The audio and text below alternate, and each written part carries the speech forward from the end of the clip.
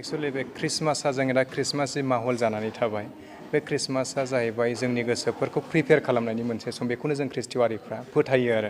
आरो दा जोङो ख्रिस्ट'आरि जानायजों लोगोसे दि जोंबो मानसि माहारि, जोंहा बोरै थांनानै थानायनि थाखाय जोंहाबो जिउनि थाखाय बा देहानि थाखाय जे मावनो गोनां, फरायनायावबो फरायग्राफ्रा फरायनांगौ, फरायनायनि उनाव मा जागोन,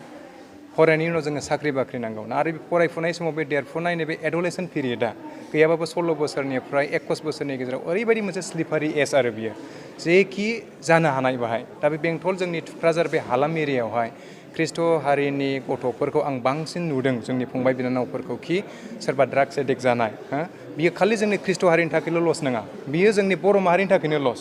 बेनिखायनो आं सानो मा जोंनि बर' माहारियाव संख्यानो खमायलांगासिनो दं, बिनि गेजेराव आरो बिमा बिफाफ्रा गथ'फोरखौ खम खांलांगासिनो दं। बिनि गेजेरावनो जेनेबा आरो गथ'फ्रा जुदि थैनानै थांबावोब्ला ड्राग्सनि गेजेरजों थैबाय, जौ लोंनानैबो आयुआ खमबाय ना, आरो फरायनायनि गेजेराव मालाबा बेकस्लाइडबो जानानै थाबाय। दा नै बियो जोङो ख्रिस्ट' हारिखाय जोंहा बोसोराव गासै 52थि रबिबार थायो ना, गासै 52थि सप्ता थानाय माने 52थि रबिबार थायो। दा बे 52थि रबिबारानो जोंनि थाखाय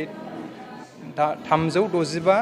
दिननि बोसोरावहाय बियो मोनसे बिराद गोनांथार दिन आरो बे दिनावनो जोङो गाव गावनि भुल मावनाय 6 दिननिखौ जों सोदांनानै लायो आरो बिनि गेजेराव बोसोराव खेबसे बेबायदि ख्रिस्टमास फैबावनाया जोंनि थाखाय बिराद मोजां आरो बाहाय जोङो बयबो गावखौ रिफ्रेस खालामनो हास्थायो। आरो बे बेंटला मोनसे फिसा टाउन बायदि जानायखाय ना,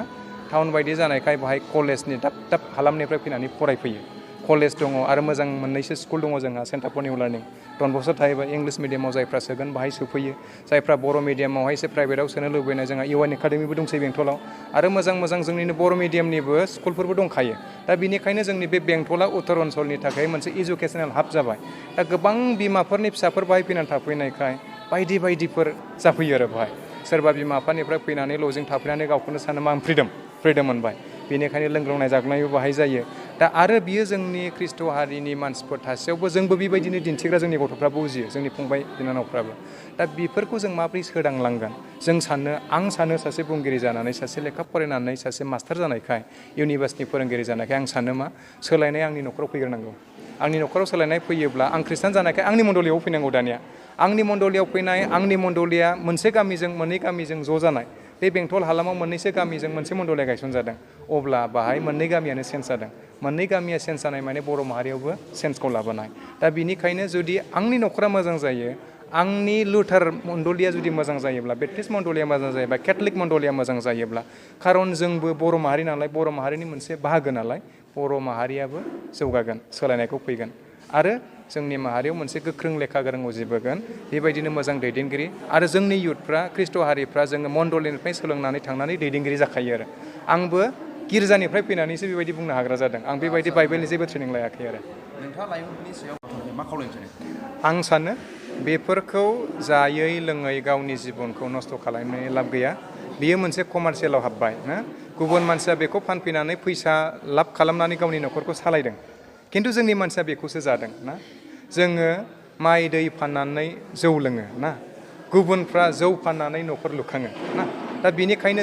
आं सानो जोंनि बर' माहारिनि इयुथफोरखौ, लाइमोनफोरखौहाय बे लोंग्लों जाग्लाङाव थानानै गावनि जिबनखौ जाहाथे नस्थ' खालामा। आंनि फरायनायनिफ्राय, साइन्टिफिक रिसार्चनि फरायनायनिफ्राय आं मा नुदों,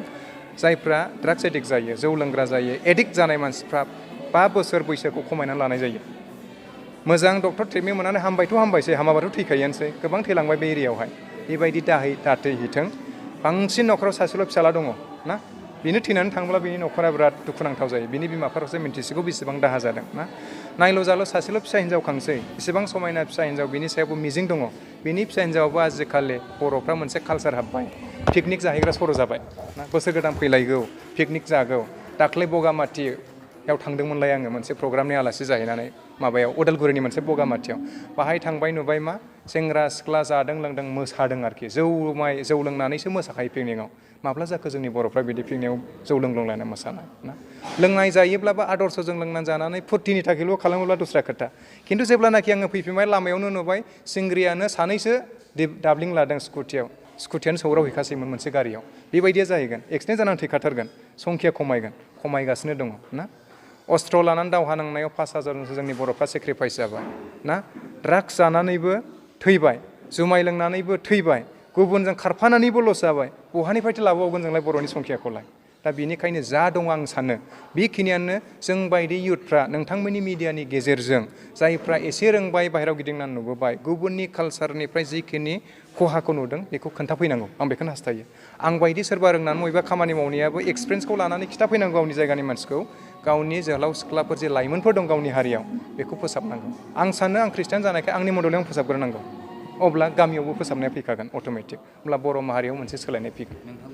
आंनि थांखिया बेनो मानो होनोब्ला जोङो बे हरखाबै बियो खुंजानाय नालाय फैगोन बोसोराव बिराद सिस्टेमेटिक जागोन होननानै आं नोंथांनि मिडियानि गेजेरजों बुंहरबाय बे नानिमोन बाबुमोना बिराद हरखाबै साननै सानथामावसो बेफोरखौ खुंदों ओंखायनो सिस्टेमेटिक अर्गानाइजआ जायाखै खिन्थु फैगोन बोसोरनिफ्राय आं फोथायो बिराद सिस्टेमेटिक जागोन जुदि सिस्टेमेटिक अर्गानाइज जायोब्ला जोंहा प्लान थायो आरो बे प्रग्रामाव जों मा आयदा लागोन माबायदि खालामलांगोन बेनि इफेक्टआ मा जागोन दा बे हरखाबै खालामजानायखाय बिनि गेजेरजों बेखौनो बुंनो हास्थायदों बे हालामनि सुबुंसा जोंनि लाइमोनफ्रानो सोलायनायखौ लाबोगोन जों बेंटल हालामनि जोहोलाव सिख्लाफ्रा मडेल गथ'फोर जागोन जोंनि आखल आखु बाहायनि गथ'फोरखौ नुनानै बेयाव फरायफैनाय कलेजनि गथ'फ्रा सोलायनानै थांगोन अब्ला बिमा बिफाया आमटेका एरियानि गुबुन एरियानि फोरोंनाय बिमा बिफाफ्रा आयु बेंटल कलेजाव फरायनानै आंनि फिसाया बिराद सोलायनानै फैदों बेखौ मोनगोन बेनि गेजेरजों जोंनि चिरां डिस्ट्रिक्टआ जौगागोन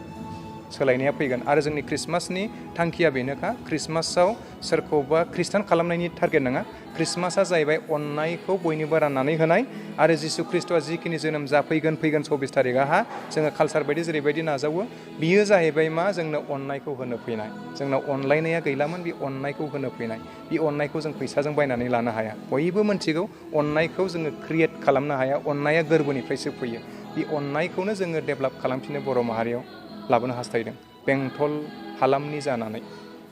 बयबो बिमा बिफाफ्रा गावनि गथ' गथायखौहाय जौगानायखौ लुबैयो मानि थाखाय थाखा फैसा गारनानै बेंटल बायदियाव थिनहरनानै फरायहोदों बेंटल कलेजाव आरो CNLआव नङाबा डन बस्क'आव नङाबा UN एकाडेमियाव नङाबा बेंटल हायार सेकेन्डारियाव थाखा फैसा गारनानै फोरोङो बयबो जौगानायखौ लुबैयो बयबो सानदोंखि आंनि फिसाया सानसे समाव मोजां न'खर खांथों सोरबा मास्टार साख्रि मोनहैथों सोरबा कलेजनि फोरोंगिरि जाथों सोरबा बिजनेसमेन जाथों सोरबा साइन्टिस्ट जागोन सोरबा डक्टर जाथों बयबो सानखाथारदों लुबैदों बेनिखायनो बयनिबो कन्ट्रिबिउसना फैयोब्ला जोंनि बर' माहारिया जौगाखागोन ना जोङो बुङो जोंनि बर' लिडारफ्रा बुंबाय थादों पलिटिकेल लिडारफ्रा जोंनावहाय दैदेनगिरि गैया IAS गैया मा गैया नोंगौ गैया खारन जों बेखौनो मोनबोखायाखै जुदि बे 34 इयार्स आर्म स्ट्रागल जानायाव जुदि 5,000 जन थैयामोनथाय आं सानो 5,000 जन बर' सेंग्रा जोहोलाव सिख्लाफोरनि थैनायाव खमसे खम 20 जनसोआथ' IAS अफिसार जाथारगौमोनलै ना सोरबाथ' डक्टरबो जागौमोन होमब्ला बै जोंनि चिरांनि बे जिखिनि सिभिल हस्पिटाल बिराद गिदिर दङ जोहोलाव सोमब्लानि नामाव बे हस्पिटालावहाय जेसेबांखिनि दामि मेसिनफोर लाबोदों बेखौ सालायनो थाखाय गैयानो टेकनिशियानफोर गैयानो बिल्डिंफ्रानो रुमफ्रानो लक खालामनानै दोनदोंनो ना बेखौ जोङो दावहा नांनानै थै गारहोनानैसो बेखौ जों मोनखाथारनाय बे हस्पिटाला बेयाव दिनै सालायनो गैया बे दिल्लीनि डक्टरा सोर फैनानै मावफैनो बाहाय गुवाहाटीनि सोरबा एसामिस डक्टरा रावबो बाहाय फैनानै मावफैनाय नङा बेवनि हस्पिटालखौ डेभेलप खालामनो माने जोंनि बर'नावनो डक्टर उजिनांगोन ना डक्टर प्रडाक्ट जानांगोन ना डक्टर बेंटल हालामनिफ्राय उजिनांगोन क'क्राझार टाउननि बर' डक्टरा बेंटलाव फैना मावफैनाय नङा आं मिथिखागौ आं सानो आरो बांसिन बेथन होयोबा फैनानै एसे मावफैगोन खिन्थु बे पार्मानेन्टलि मावनाय नङा खिन्थु बेंटलनि गथ'आ डक्टर जाना फैबाय बेंटलनि थाखाय मावगोन एग्जाम्पलाव जोंनि बे थुक्राझार बेप्टिस्ट मिसननि ख्रिस्ट' हारि बेप्टिस्ट मिसननि जे हस्पिटाल दङ बाहाय डक्टर बिजु एक्सलारि बिथाङा बे एरियानि बेनि प्रडाक्ट जानायखाय बे हस्पिटालाव फैना मावफैदों दिनै बेसेबां पेसेन्टफ्रा गरिब पेसेन्टफ्रा बेनिफ्राय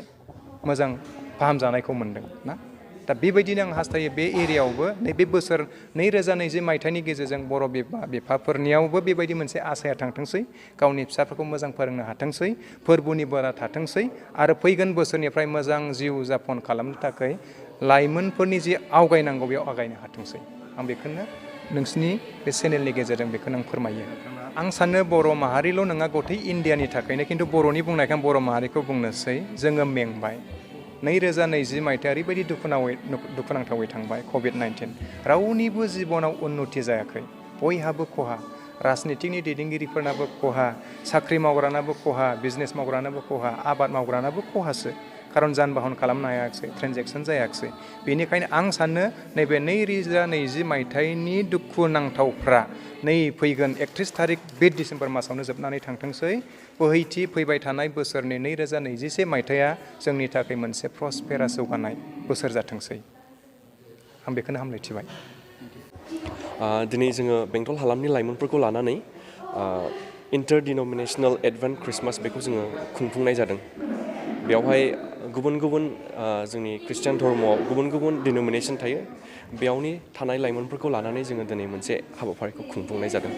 आसलथे नोंथांमोननि थांखिया मा मा बे एडभेन्ट क्रिसमासनि थांखिया बेनोदि एसे ख्रिस्टियान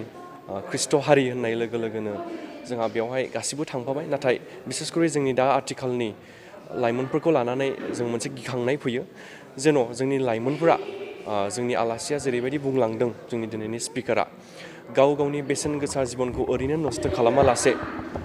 गाव जे ससाइटियाव मा कन्ट्रिबिउट खालामनो हायो गावनि समाज गावनि गिर्जा गावनि गामि जों बेखौ माबोरै जौगाहोनो हायो बेखौ लानानै जोङो दिनै सावरायनाय जादों जोंनि आलासिनि गेजेरजों आंनिफ्राय बेखौनो खावलायनो लुबैयोदि जोंनि दा आथिखालाव थानाय लाइमोनफ्रा गाव बबे लामाजों आगान सुरदों बेखौनो जोङो गोबाङानो हमदांनो हाया बिनिखायनो आङो खावलायदों जोंनि बिमा बिफाफ्रा माब्लाबाबो जोंनि गथ'फोरनो एबा गावनि फिसाफोरनो रं कनसेप्टखौ होआ बेखायनो गाव गावनि बिमा बिफाखौ मानिनाय माने गाव गावनि इसोरखौ मानिनाय गावनि समाजनि गेदेर उन्दै बयखौबो मान होनाय बेजों जोङो मोजां आखल आखुखौ जों दाना लानो हागोन आं बेखौ आसा